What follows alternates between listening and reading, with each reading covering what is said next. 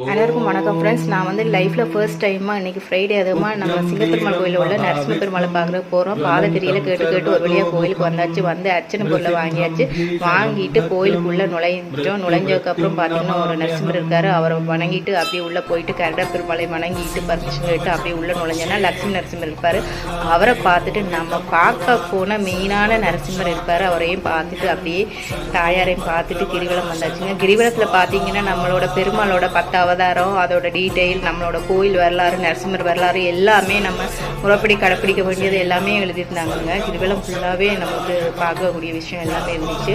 எல்லாத்தையும் பார்த்துட்டு அப்படியே வீடியோ எடுத்துகிட்டு அப்படியே வந்தாச்சுங்க. பாருங்கள், கிரிவலம் வந்து இறங்கிட்டே வரோம். வந்து கிரிவலம் முடியும் போது நம்ம வந்து விழுந்து கும்பிடணும் அப்படின்னு சொல்லி ஒரு இது இருக்கு பாருங்கள். இதோட கிரிவலம் முடிஞ்சுது.